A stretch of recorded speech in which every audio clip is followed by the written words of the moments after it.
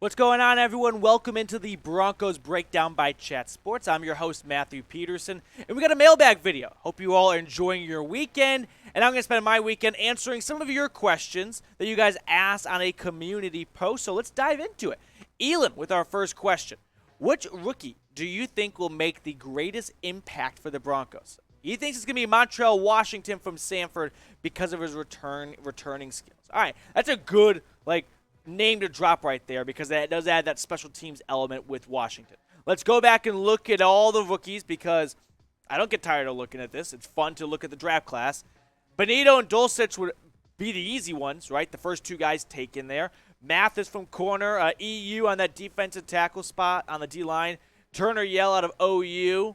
And then later on in day 3, like Elon was talking about, Montreal Washington, the return specialist from Sanford. Luke Wattenberger, a center out of Washington. And then 2 Wisconsin Badgers, Henningsen and Hicks. If I had to pick a sleeper, I'll go with the guy that's given me tongue twisters since he was drafted out of Ames, EU.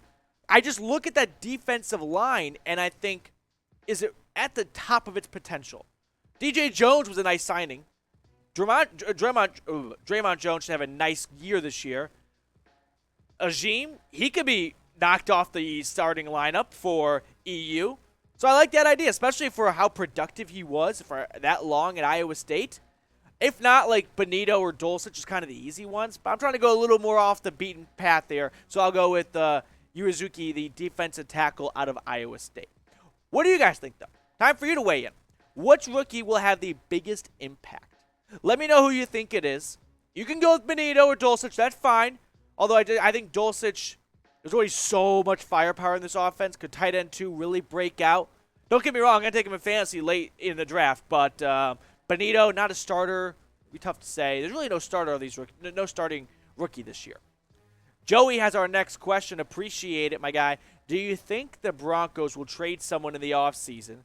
And also, do you think the Broncos will re-sign Bryce Callahan? Well, Joey, I hope you're sitting down for this. Bryce Callahan got signed, and he's with the LA Chargers. He pulled a Chris Harris. So that stings because he's going to play us twice a year if he's healthy. As for a trade, no, not really. I think if a trade were to happen, which, another trade were to happen, it would have happened before the draft. Now, maybe during training camp, I'm thinking Kerry Vincent Jr. got traded. That was like the Eagles going, hey, we need a corner. We got one to spare, or Trinity Benson type of trade where it's like, we're pretty loaded.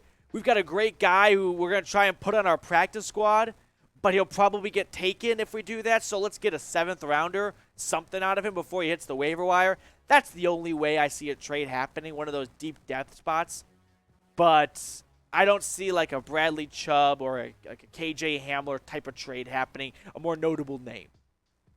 We'll get to more questions in just a moment, but guys, we are just over 150 subscribers away from reaching 8,000 on the channel. So I really appreciate all of you guys that have already hit that big red button and subscribe. But if you're coming across our channel for the first or second time and you're wondering what the heck this is, well, it's a Broncos news and rumors channel with free content all the time, daily.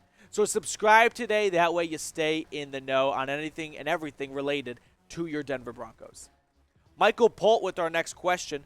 Which defensive lineman, edge, or linebacker will have the most sacks? That's a good question, Michael, because you've seen a changing of the guard every year. You know what I mean? It's been someone different, whether it's Reed, Chubb, Von Miller.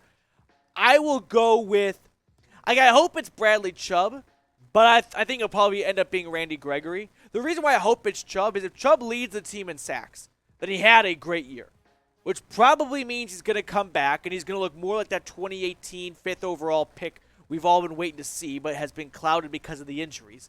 And it will be a great duo of Chubb and Gregory, right? You get that 1-2 punch of, at one time was Von Miller and Chubb.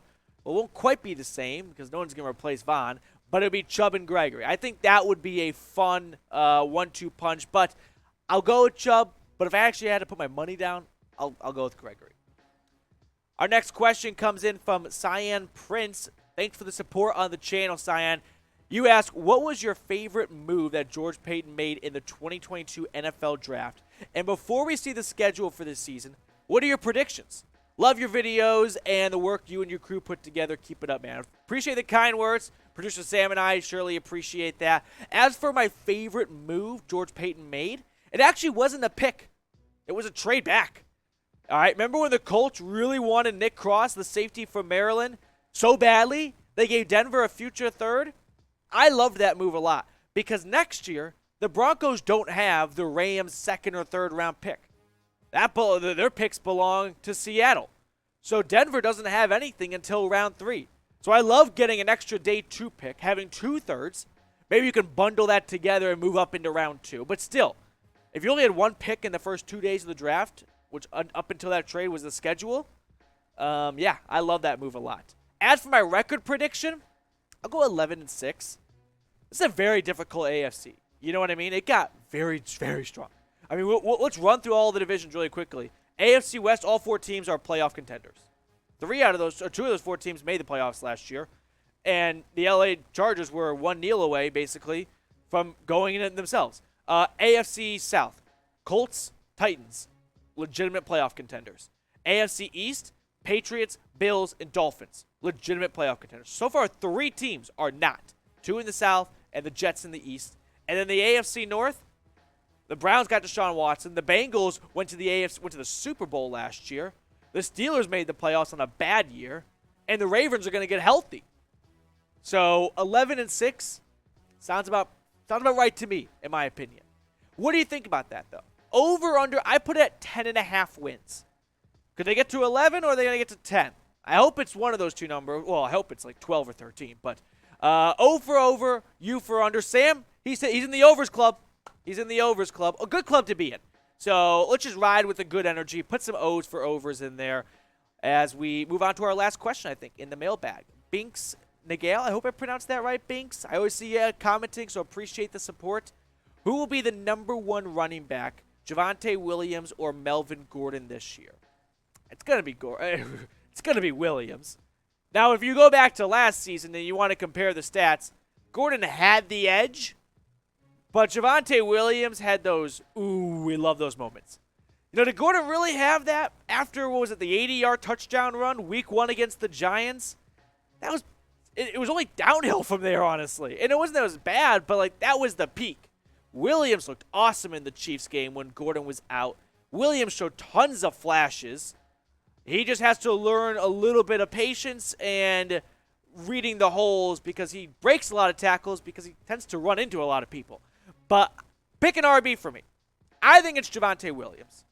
But if you want to go with Melvin Gordon, that's fine. I'm putting 33 down below. But you can put 25 if you want to go with Flash Gordon. Let me know what you think down below in the comments section. That's going to do it for us on today's show. I really appreciate everyone that made today's show a part of your day. Hope you're enjoying your weekend. Happy Mother's Day to all the mothers out there watching. And make sure you wish your mother a happy Mother's Day. And enjoy the rest of your weekend. I'm kind of going in circles now, so I'll just sign off. I'll see you guys later with more Broncos news and rumors.